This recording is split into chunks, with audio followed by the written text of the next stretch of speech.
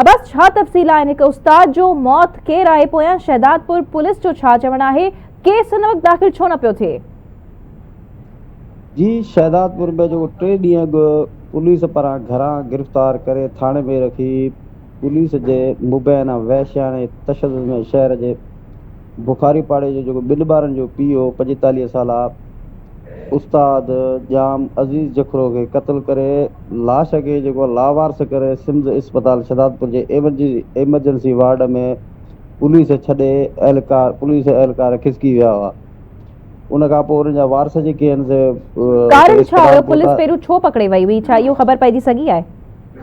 जी, वारसनि जो चवणु आहे त जेको 2 करोड़ जी जगह मिली जगह भत्ते जी पर्ची जेका नदीम मेतलो आहे उनखे उनजे इल्ज़ाम में जेको आहे मास्तर जेको उस्ताद अज़ीज़ जखरो आहे उनखे जेको आहे सो उनजे इल्ज़ाम में वठी त हिन जेको आहे सो हिन जे मोबाइल तां जेको मैसेज वियो आहे हिनखे नदीम मेतलो खे उनजे इल्ज़ाम में हिनखे घरां गिरफ़्तार करे पोइ पुलिस थाणे में रखियो ऐं हिनखे पुलिस एहलकारनि जेको आहे तशद्दुद रखी ऐं जेको हिन जा भाइर वग़ैरह उन्हनि खे जेको आहे हिन पुलिस आसिरे में रखियो अथसीं हिनखे छॾियूं था ऐं पुलिस शहदादपुर थाणे में जेको आहे उन्हनि खे उस्ताद ते जेको आहे वहशियानो तशद्दुद करे नक में उन्हनि। ठीकु आहे, हाणे ॿुधायो त छा लाश खे दफ़न कयो वियो आहे या अञा ताईं दफ़न न थी आहे? उस्ताद जो लाश अञा ताईं वारसनि वठी आहे ऐं हू धरणो हणण जी ॻाल्हि कनि पिया?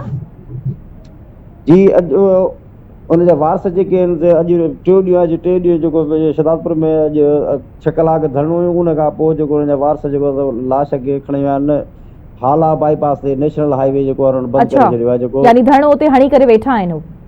जी, अॼु 3 ॾींहं आहे जेको उते हाला में जेको अच्छा उते ही मौजूद आहिनि। ठीकु पुलिस आई आहे उन्हनि सां मिलण? उतां जे इलाइक़े जो को एमपीए एमएनए मिलण आयो आहे?